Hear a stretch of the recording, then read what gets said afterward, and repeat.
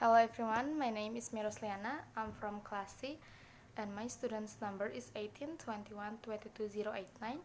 And today I will continue the material. My turn is about assessment and student motivation.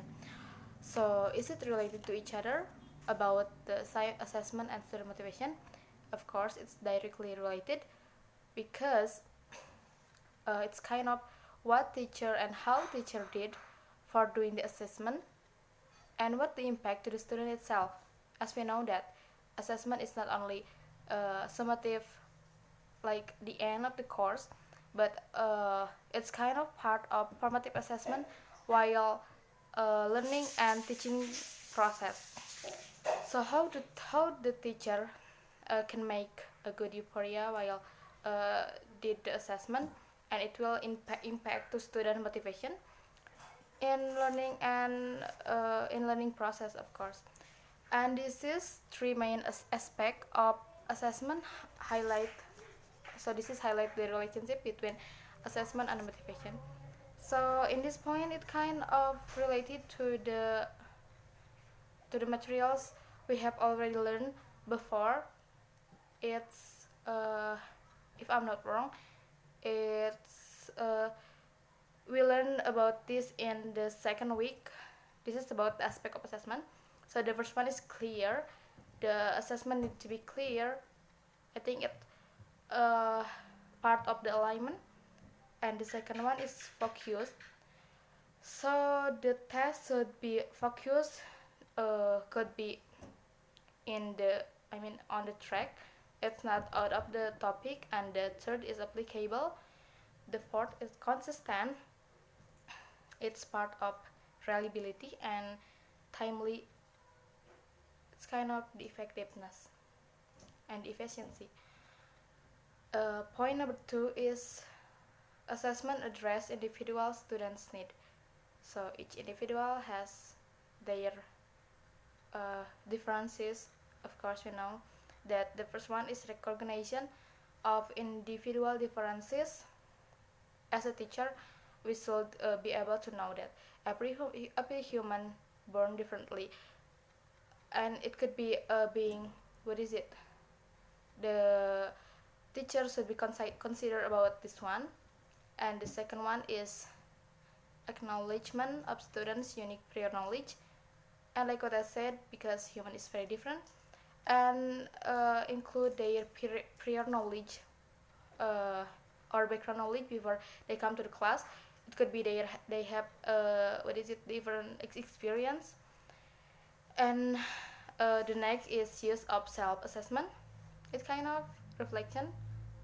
It will help students realize what she or he could fix in the future.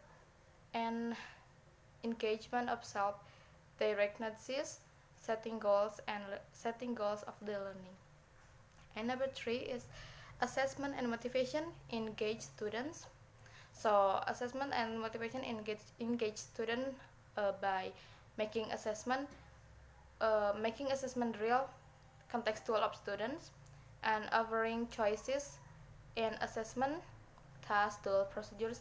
It's kind of I remember that we have already took one course that the lecturer offering us to choose the test what we want to answer. Is not kind of we just choose from 5. We can only choose 3 or 2.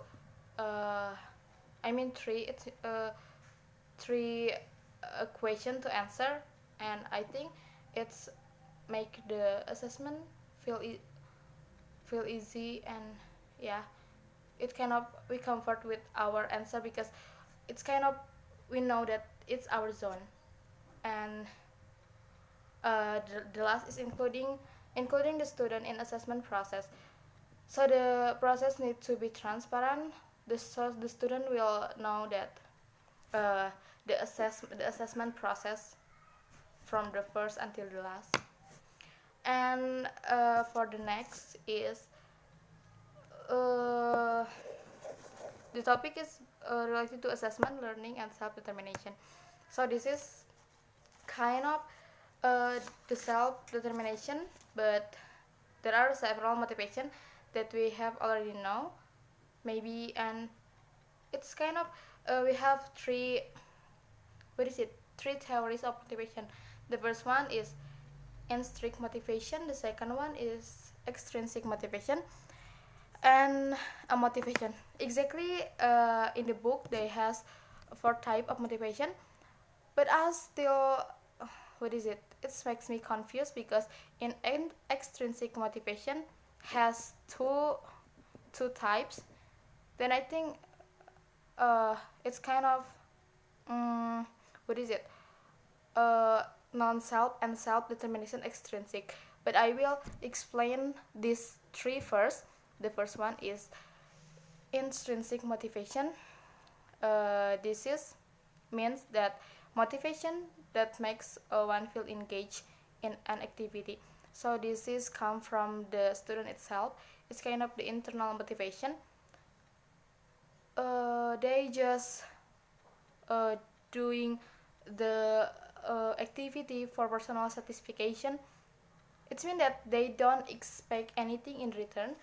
So it just kind of uh, feel good, personally challenging for the activity that the students did. For the example, students write short story. It's not because for the grades or something like that. It's because the students really like and enjoy for writing story. And the second one is extrinsic motivation. So it's like a contrast one because this is come from the environment. It's kind of some people said that this is extrinsic motivation is come from the external and called reward driven behavior. So this motivation will come if the students given by rewards and avoiding the punishment. So for the example, the student will motivate for learning for reach the high GPA and as their rewards, or getting punishment if they have the lower scores. And yeah, this is coming from the outside. This is coming from the external things. And the last is a motivation. So this is kind of the students have lack attention to act. They just things like they did the learning process meaningless without values or importance. It's kind of for the example, some students maybe said that I don't know how to be done with this online learning, so they just follow follow the way the teachers give the instruction, but they did it without any motivation. I think that's all from me. Thank you. I'm sorry if I have a lot of mistake in my words. Assalamualaikum.